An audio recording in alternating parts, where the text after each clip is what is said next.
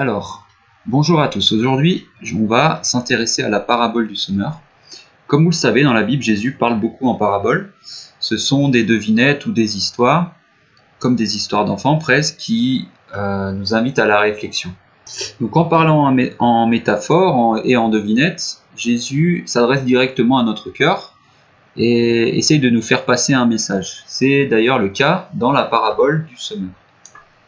Donc je vais vous expliquer quel est le message de cette parabole, essayer de vous la décortiquer et essayer de vous la faire comprendre.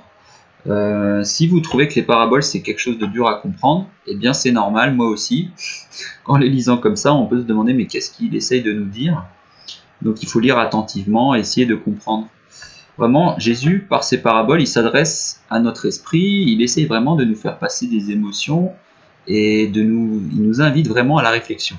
Donc cette parabole du semeur est bien puisqu'il nous donne la parabole, il nous raconte cette histoire du semeur, et puis ensuite il va nous l'expliquer dans la suite du verset. Donc il y a plusieurs endroits dans la Bible qui nous remémorent cette parabole du semeur. On va s'intéresser à celle qui se trouve en Marc chapitre 4. Dans cette parabole du semeur, Jésus nous décrit 4 types. C'est une métaphore, si vous voulez, agricole ou de quelqu'un qui sème une graine. Il nous décrit 4 types de sol, c'est-à-dire 4 types de personnes en fait. Si vous voulez, le sol serait une personne, et comment cette graine va germer une fois qu'elle est mise dans ce sol. Donc, quand une personne va recevoir la parole de Dieu par un semeur, il y a 4 façons dont elle va pouvoir réagir et qui vont déterminer comment la graine va grandir. La graine de la parole de Dieu va grandir différemment selon la qualité du sol, si vous voulez, de cette personne. Donc, la graine que l'on sème, la parole est toujours la même. Par contre, chaque individu va répondre différemment en fonction de la qualité de son sol, si vous voulez. En ce qui concerne le semeur c'est bien sûr Jésus-Christ, parce que lui, il est la parole.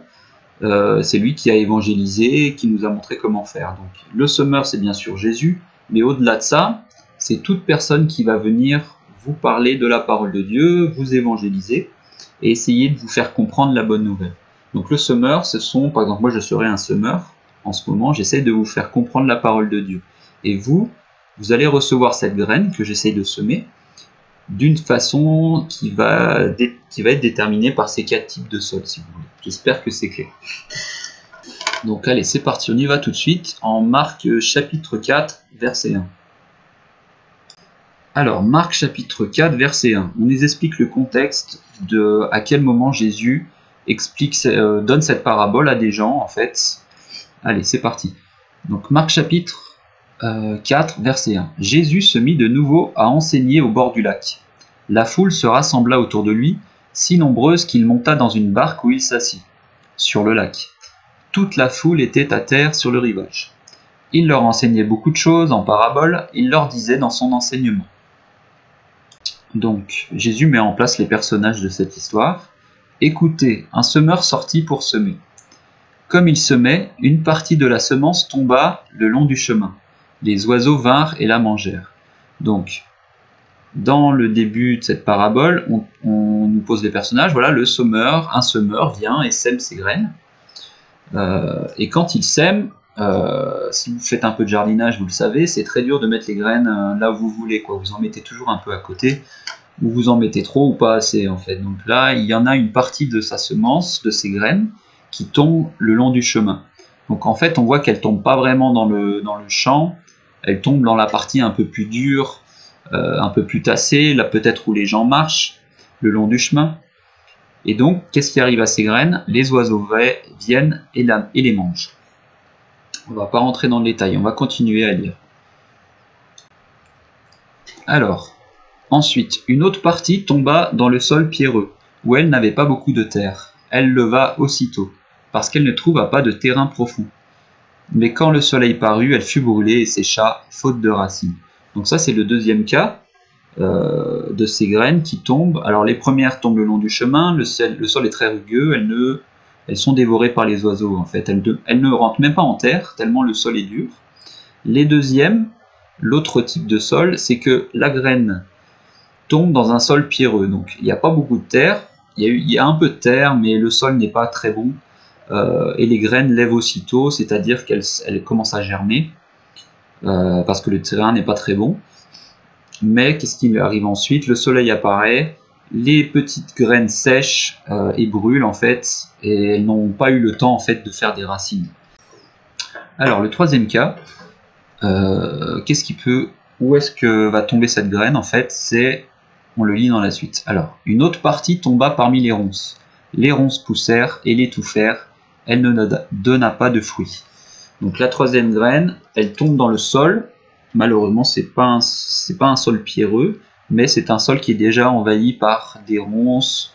Donc la plante prend racine, mais n'arrive pas à se développer parce qu'il y a déjà toutes ces mauvaises herbes, si vous voulez, qui prennent tous les nutriments du sol. Donc cette graine reste faible en fait, elle ne donne pas de fruits. Et voilà. On va voir maintenant la quatrième possibilité pour cette graine. Alors, cette quatrième graine. Une autre partie tomba dans la bonne terre. Elle donna du fruit qui montait et se développait avec un rapport de 30, 60 ou 100 pour 1. Puis il dit que celui qui a des oreilles pour entendre, entende. Voilà, cette dernière graine, c'est un peu le cas préférable, c'est le meilleur cas en fait, c'est quand cette graine tombe dans la bonne partie du sol, dans un sol qui est bon, voilà, il n'y a pas de pierre, il n'y a pas de ronces, il n'y a pas de mauvaises herbes. Donc la graine arrive à se développer, elle monte et elle arrive à produire des fruits.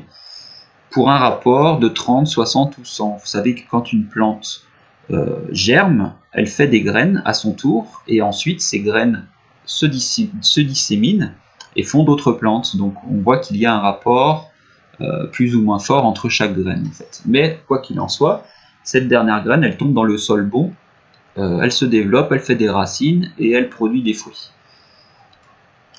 Donc, là je ne suis pas rentré dans le détail, donc une fois que vous avez lu ça, effectivement c'est une parabole, c'est assez compliqué de comprendre qu'est-ce que Jésus veut nous dire par là en fait. Et c'était le même cas pour les apôtres, en fait ils étaient là, mais qu'est-ce que tu essayes de nous dire par cette parabole? Donc Jésus les prend à part et leur explique en fait ce qu'on a vu, chaque graine, chaque sol, il leur dit clairement qu'est-ce que ça veut dire en fait. Donc c'est ce qu'on va voir maintenant. Donc en Marc 4, 14, voilà, Jésus prend à part ses disciples et leur explique cette parabole. Et nous l'explique aussi à nous par la même occasion. Donc déjà, les personnages, le semeur, il sème la parole. Voilà, c'est ce que je vous expliquais. Cette petite graine que le semeur va semer, cette graine, c'est la parole de Dieu, c'est la bonne nouvelle, c'est l'offre de salut, c'est toute la parole de Dieu. Voilà, le semeur, il vient, il sème la parole de Dieu, et cette parole de Dieu retombe un peu sur un sol qui est propice ou pas, en fait. Le semeur, dans ce cas, c'est bien entendu toutes les personnes qui évangélisent, qui essayent d'apporter la bonne nouvelle autour d'eux. Si vous ne savez pas ce que c'est que la bonne nouvelle, je vous reporte à ma toute première vidéo et regardez-la. Et si ce n'est pas, si vous avez une vidéo à regarder de ce que j'ai fait, c'est bien la bonne nouvelle, c'est la vidéo la plus importante, c'est la vidéo sur comment obtenir le salut. Voilà, le semeur vient, il sème la graine du salut et cette graine retombe plus ou moins sur un sol fertile. On continue dans l'explication. Jésus nous explique chaque type de sol. Alors, donc si vous vous souvenez, cette première graine, elle tombait sur le long du chemin, un sol dur, peut-être un sol de passage, un sol qui n'est vraiment pas propice en fait à ce que la graine pousse. C'est une graine qui est presque gâchée car elle n'a quasiment aucune chance de pousser en fait. Donc en Marc 4, 15, certains sont le long du chemin où la parole est semée. Dès qu'ils l'ont entendu, Satan vient et enlève la parole qui a été semée en eux. Donc si vous vous souveniez, dans la parabole, c'était la graine qui tombait le long du chemin, qui ne poussait pas, et donc qu'est-ce qui arrivait? Bien, des oiseaux venaient et mangeaient la graine en fait. Donc ça c'est le cas le plus commun en fait, quand vous allez évangéliser, vous parlez de la Bible ou de Jésus, vous leur parlez du salut, ils ne veulent pas du tout en avoir à entendre parler en fait, ils ne veulent pas du tout en entendre parler, ça ne les concerne pas, ils ne veulent pas savoir ce que c'est le salut, ils ne veulent pas entendre parler de Jésus, ils ont une réaction presque épidermique en fait. À ça, ils sont complètement bloqués. Donc le sol n'est pas du tout fertile, c'est le long du chemin. Et qu'est-ce qui se passe? Eh bien, Satan vient, enlève cette parole, et voilà, pour eux, ils n'entendent pas du tout cette parole en fait. Donc il faut bien noter que Satan intervient dans ce cas-là. C'est Satan qui vient et qui fait que vous n'entendez pas la bonne nouvelle. Ce sol dur, ce sol rugueux qui ne laisserait pas pousser la graine, en fait, c'est en fait le cœur des gens. Ce sol, c'est un peu le cœur des gens. Ce premier cas, quand vous évangélisez quelqu'un et qu'il n'a vraiment pas du tout envie d'en entendre parler, en fait, il vous envoie paître, c'est que son cœur n'est pas du tout apte à comprendre la parole de Dieu. Son cœur est dur et il n'est pas prêt en fait. Son sol n'est pas bon pour cette graine. Moi, je vous avoue que j'étais un peu dans ce cas-là. Quand j'avais 20 ans, il ne fallait surtout pas me parler de Jésus ou de la Bible. J'avais une réaction épidermique. En fait, je voulais absolument rien en avoir à faire. Pour moi, c'était des sornettes et des sottises. Donc, voilà. C'est pas parce que vous avez un sol rugueux et un cœur rugueux au départ, peut-être que pour vous, le sol va s'améliorer avec le temps et vous allez enfin pouvoir recevoir la parole de Dieu et la bonne nouvelle. Il y a toujours de l'espoir en fait. Voilà, Satan vient, il attrape cette graine qui n'a pas germé, qui n'a même aucune chance de pousser, je dirais. Il l'enlève et pour eux c'est comme si rien ne s'était passé. En fait, c'est comme s'ils n'avaient même pas entendu cette parole. On leur enlève, Satan leur enlève cette parole et voilà, ils continuent leur vie comme si de rien n'était. Il faut bien comprendre que tous ceux qui vivent sans Dieu, sans le Dieu de la Bible, eh bien ils sont sous le contrôle de Satan, c'est ce que nous dit la Bible. Qu'ils le veuillent ou non, ou qu'ils le sachent ou non, ils sont sous le contrôle de Satan. Satan, ça serait un peu le marionnettiste du monde. On nous dit dans la Bible que Satan c'est le Dieu avec un petit d de ce monde. Donc tous les gens qui ne se tournent pas vers Dieu par Jésus-Christ, ils sont les sujets, ils sont sous le contrôle de ce petit Dieu de ce monde. Alors Marc 4,16. De même, d'autres reçoivent la semence dans un sol pierreux. Quand ils entendent la parole, ils l'acceptent aussitôt avec joie, mais ils n'ont pas de racine en eux-mêmes. Ils sont les hommes d'un moment, et dès que surviennent les difficultés ou la persécution, à cause de la parole, ils trébuchent. Donc là, c'est le deuxième cas, le deuxième type de sol dans lequel cette parole de Dieu peut tomber. Donc là, c'est différent en fait. Si dans le premier cas c'est rédhibitoire, il n'y a aucun espoir que ces gens même entendent la parole, ne la comprennent. Là, au moins, ces gens-là, le sol est pierreux, mais quand même ils entendent la parole, ils entendent la bonne nouvelle, ils l'acceptent aussitôt avec joie. Donc ils sont contents de connaître la bonne nouvelle, voilà, le salut par Jésus-Christ et tout. Ils se disent, voilà, enfin vraiment, ça, ils le reçoivent avec joie. Donc on peut penser qu'ils sont sauvés. Malheureusement, voilà, ce sol est pierreux. Le sol est pierreux, il y a plein de pierres dans le sol, donc les racines de cette graine n'arrivent pas à vraiment grandir. En fait, elles restent toutes petites. Moi, je fais un peu de jardinage, ça m'arrive souvent. J'ai pas un sol très bon en fait dans mon jardin, et ça m'arrive que les légumes en fait ne poussent pas. Ils restent, si vous voulez, c'est des mini légumes, des mini carottes. C'est immangeable. Mais voilà, parce que le sol n'est pas bon, il y a des pierres, donc les racines n'arrivent pas à pousser. Donc voilà, la Bible nous dit ils n'ont pas de racines en eux-mêmes et ce sont les hommes d'un moment. Et il y a deux choses en fait qui vont faire que les racines ne vont pas pousser. Qu'est-ce que c'est que ces pierres en fait, ce sol pierreux? Eh bien Jésus nous dit les difficultés ou la persécution à cause de la parole. Donc on va parler des deux en fait, les difficultés et les persécutions à cause de la parole. Donc ce deuxième cas, ce sont des gens qui entendent la parole, ils sont joyeux, donc ils sont excités par la bonne nouvelle, il n'y a pas de souci, même ils l'acceptent. Alors est-ce qu'ils sont sauvés ou pas? Je ne sais pas, ça je ne sais pas, je vous l'avoue.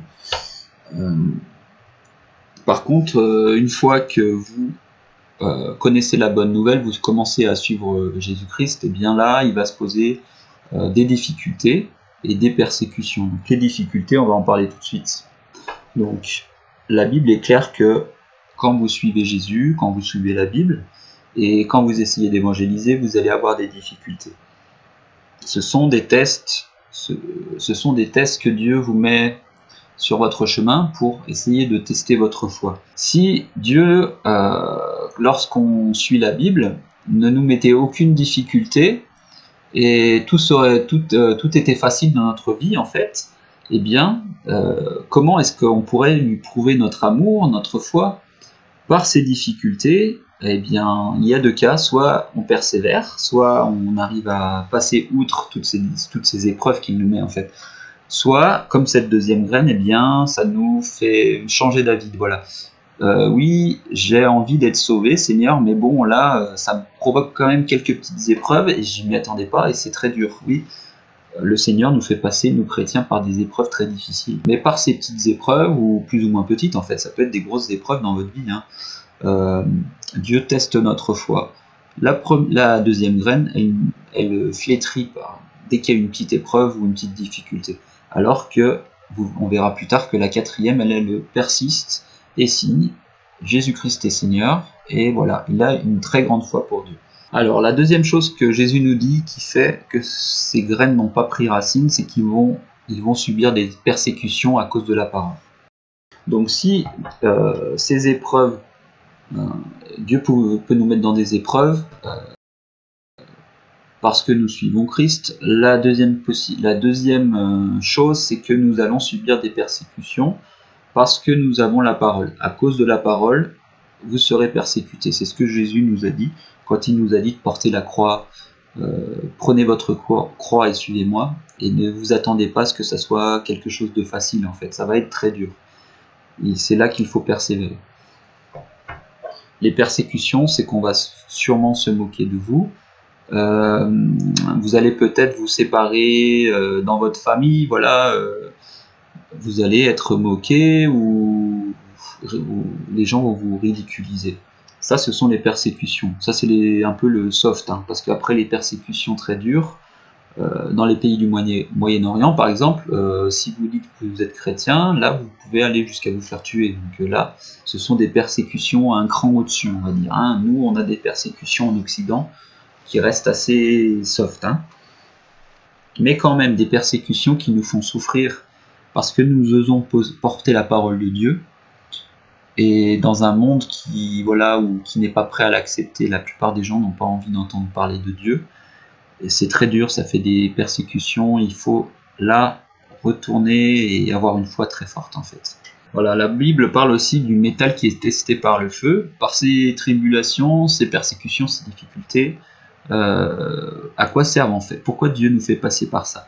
C'est parce qu'il veut nous raffiner comme une barre de métal, et enlever les impuretés, nous raffiner petit à petit. Voilà, il ne nous met pas tout d'un coup, mais on va grandir dans la foi, dans la parole, et ça va passer forcément par des épreuves un peu plus difficiles. Hein. Il ne va pas nous mâcher le travail non plus. Donc à nous de ne pas être à l'image de cette deuxième graine. Voilà, restons forts dans la foi, ayons confiance en Dieu. La Bible dit tout se déroule et se termine bien pour ceux qui aiment Dieu. Donc il faut savoir qu'au bout du chemin, même si c'est difficile, on sera avec le Seigneur et tout ira bien, quoi. Tout va bien se finir. Alors, Marc 4, 18. D'autres encore reçoivent la semence parmi les ronces. Ils entendent la parole.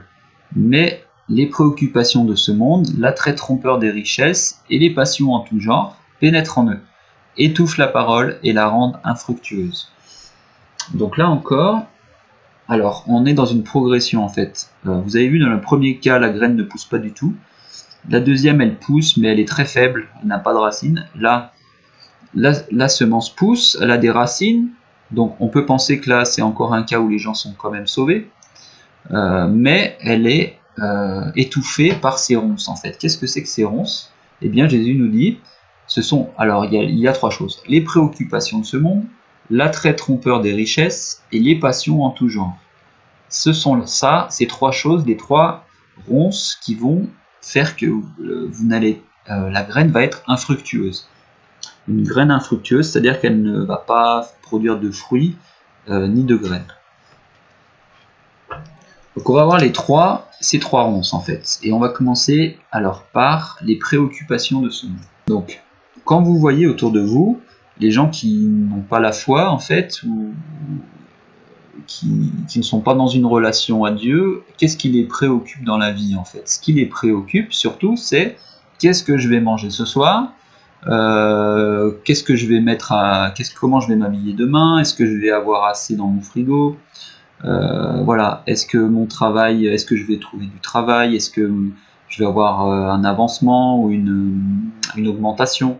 Voilà, ça ce sont les préoccupations du monde en fait, ce sont des préoccupations matérielles que l'on a tous, hein. Moi je les ai aussi en tant que chrétien, on n'est pas exempt de ça. Mais dans le cas de cette troisième graine, voilà, qu'est-ce qui prend le pas en fait sur leur foi, sur la bonne nouvelle, sur Dieu? Eh bien, ce sont ces préoccupations du monde en fait. Voilà, ils se perdent dans ces préoccupations, ils sont inquiets de savoir ce qu'ils vont manger, ce qu'ils vont avoir à se mettre sur le dos, est-ce qu'ils vont pouvoir payer leurs factures.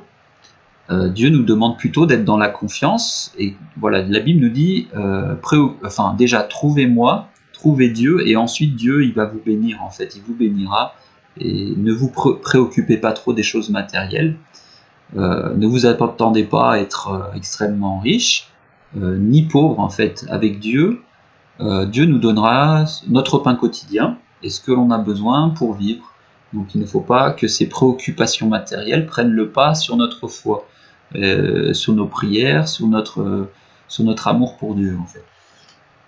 La deuxième ronce, ce sont c'est l'attrait trompeur des richesses.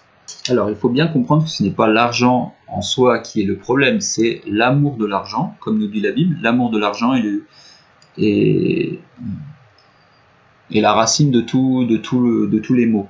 Donc ce n'est pas parce que vous avez de l'argent que vous êtes quelqu'un de mauvais, hein, attention.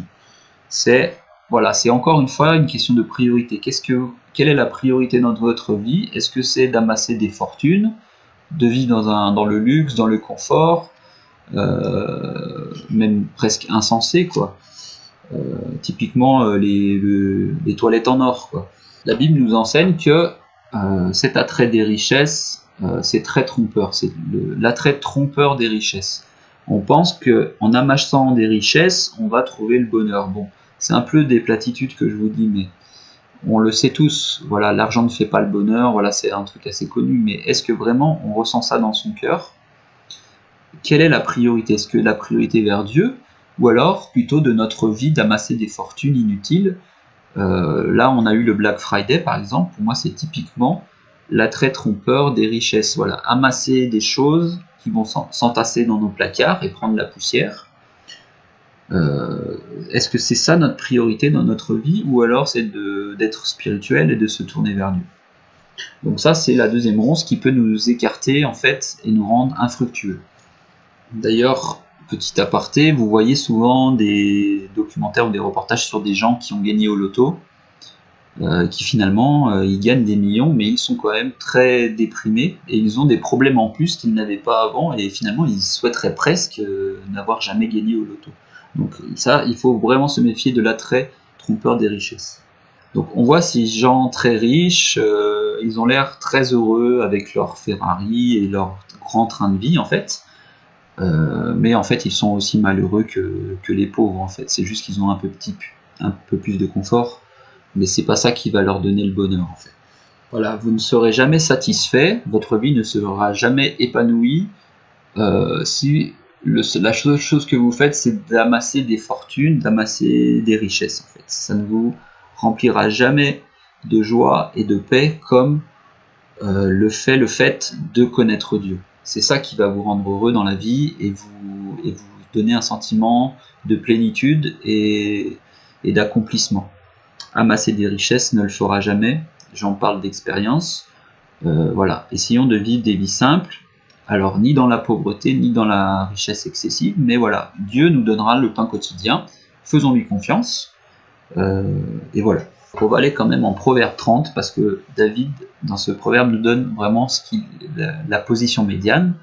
Il prie le Seigneur de lui donner quelque chose. On va voir ça tout de suite. Alors, dans Proverbe 37, je te demande 2 choses. Ne me les refuse pas avant que je meure. Éloigne-moi de la fausseté et le mensonge. Alors, c'est là le passage sur lequel je veux appuyer. Et ne me donne ni pauvreté ni richesse, mais accorde-moi le pain qui m'est nécessaire.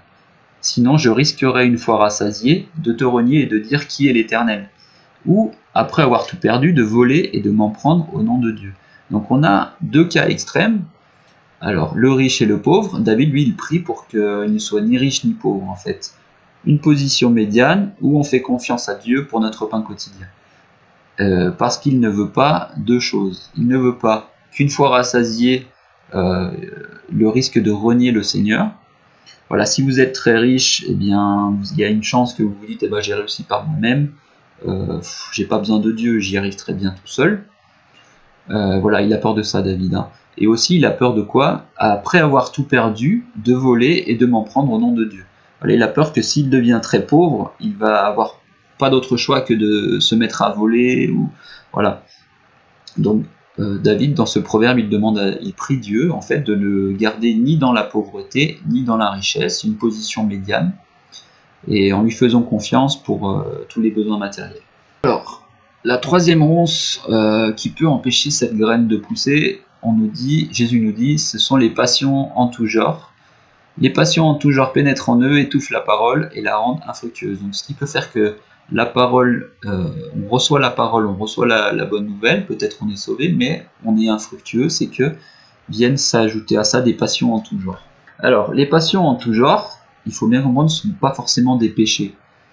Les passions en tout genre, voilà, vous adorez la natation, vous aimez la voile, même les jeux vidéo, vous aimez... voilà, ce sont toutes ces choses, toutes ces activités qui ne sont pas forcément des péchés, en fait.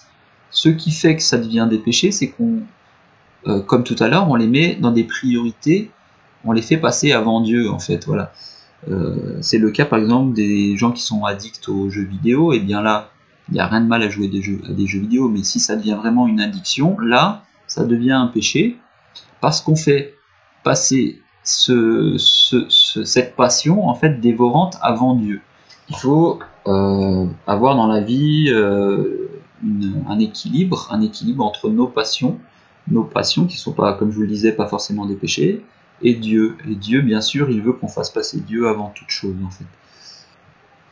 Donc voilà, ça c'était pour le troisième sol. On va voir ce que Jésus nous explique sur le quatrième sol, qui bien sûr est le sol bon, le sol fertile qui donne des fruits, qui est, si vous voulez, l'exemple à suivre en fait. Le meilleur cas, la meilleure situation pour cette graine. Alors, Marc 80.